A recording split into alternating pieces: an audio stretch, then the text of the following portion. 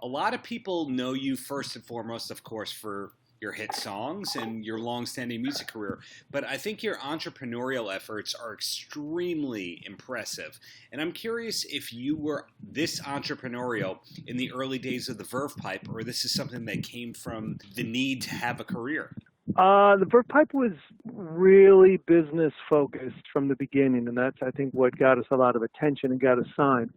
We ran our band like a business, and we looked at the bottom line, and we were go-getters. All of us were go-getters, and if there was a member of the band who wasn't a go-getter, we had to let him go for somebody who was an equal player, but also was motivated as the rest of us. So I think that's really important, and I encourage young bands today to do the same thing.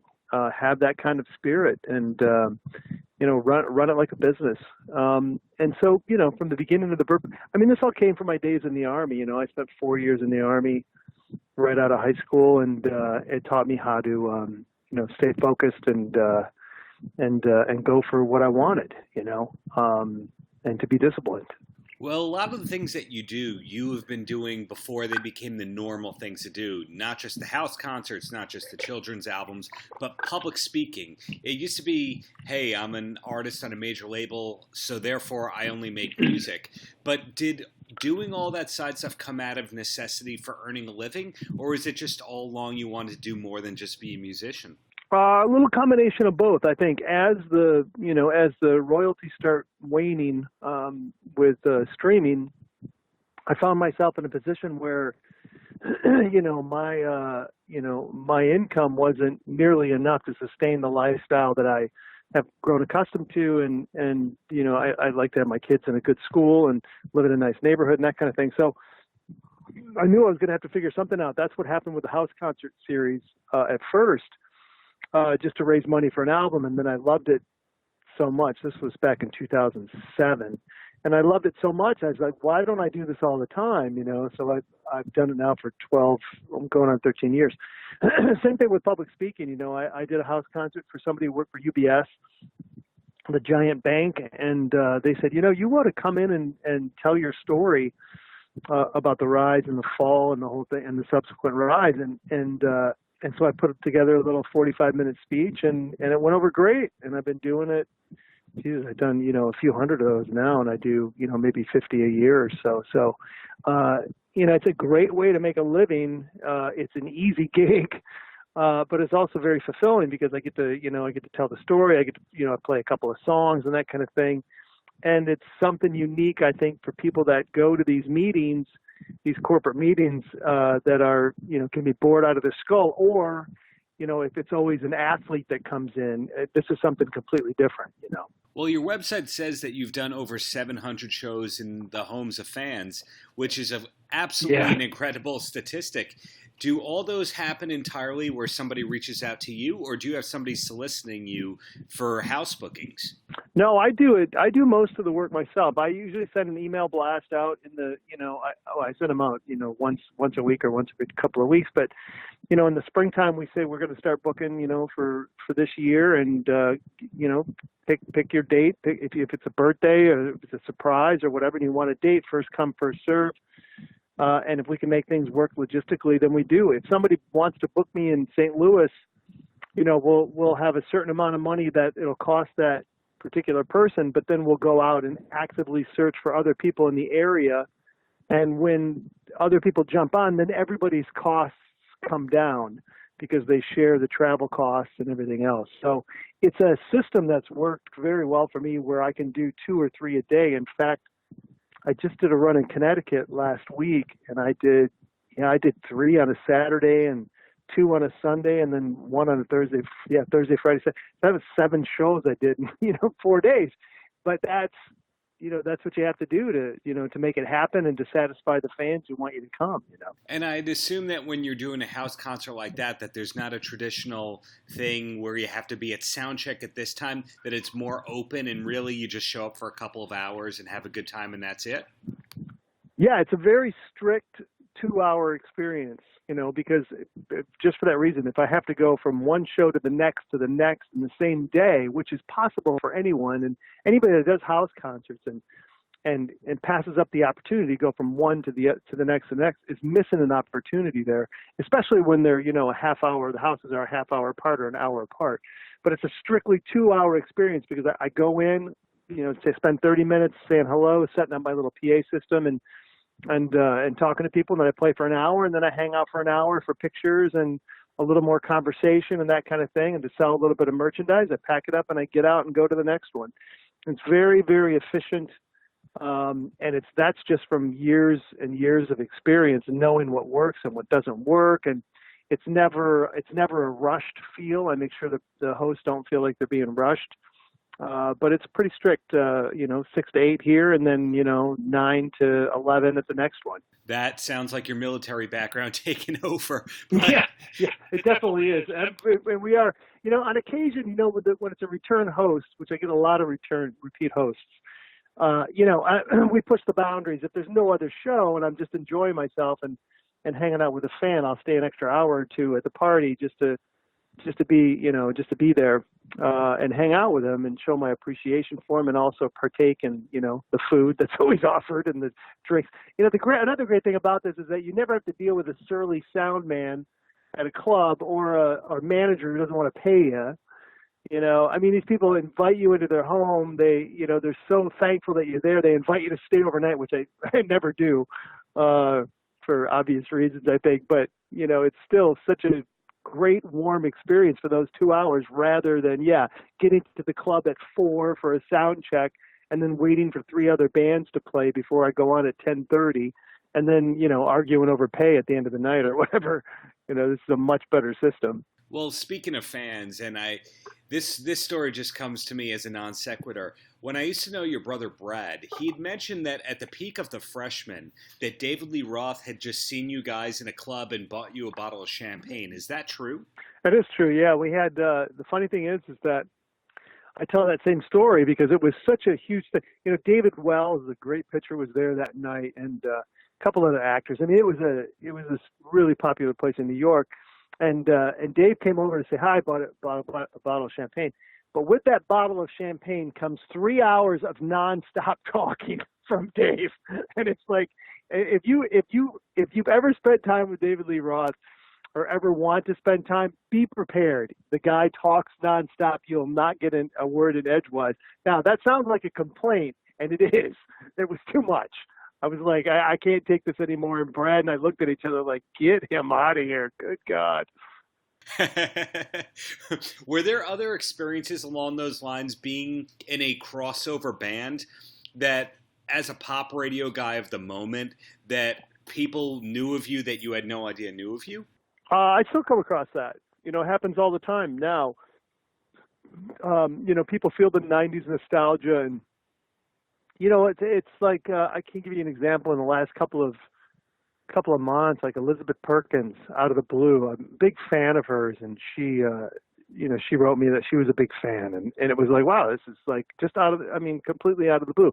That's just what happens. The nature of that crossover, like you said, crossover into the pop format, as they say, that you reach that many more people. So I think I'm pretty recognizable to anybody that was popular in the 90s and the 2000s. I think after that, 2010, no one would have any idea who we are. But again, the thing is too is you've got the Verve Pipe, you've got the Verve. People constantly mistake the Verve for the Verve Pipe and vice versa.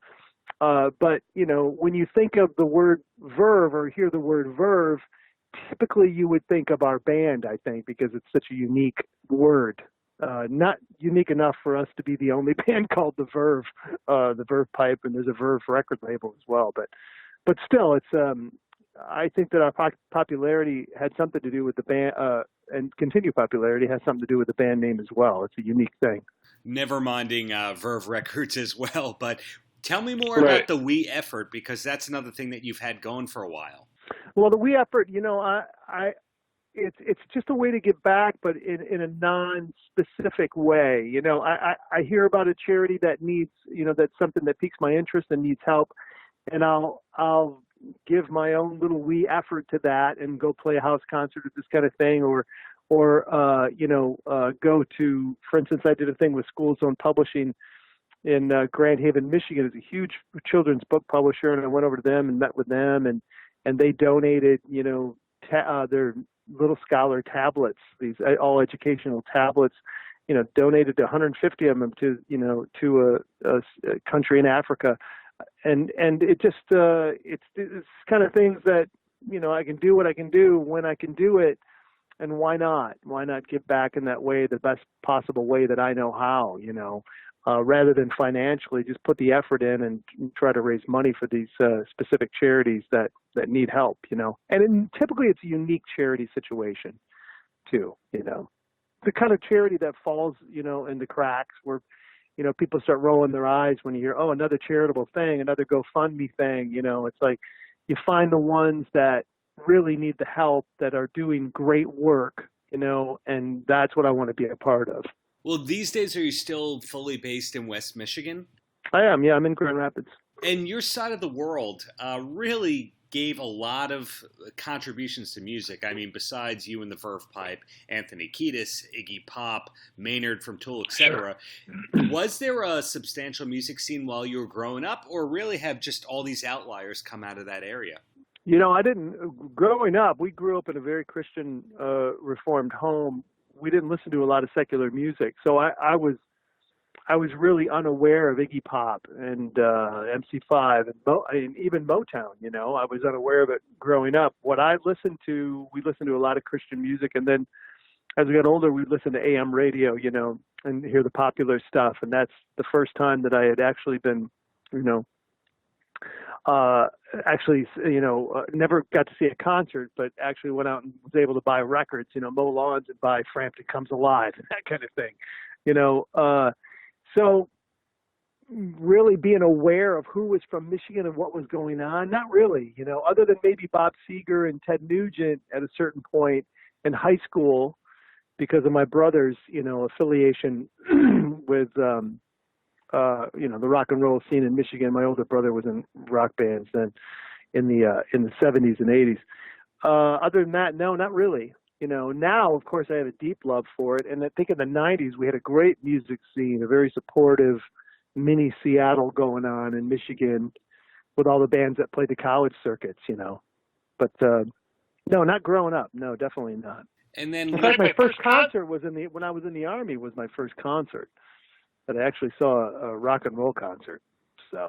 Do you remember who was on the billing of that concert? Well, the first one we went to was in basic training. We got to go, halfway through our basic training, we got to go to the community center, in Fort Dix, New Jersey, and they had some local band that was a cover band come and play.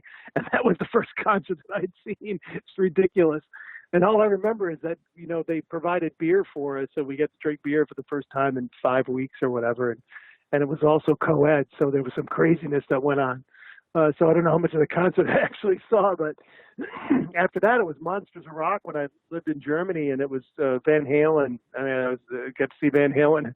It all came full circle when David Lee Roth sat at my table in New York, Wow, it does all come full circle. So looking ahead, do you know how far are you booked out? And I like to ask that because some artists like to say, oh, it's week by week. Other people go, no, I know where I am 2 years from now. And given what we've talked about, you are so entrepreneurial that I wouldn't be surprised if some of the summer gigs for next year were already booked. Well, typically what we do is we don't book. I put it this way. I've got everything.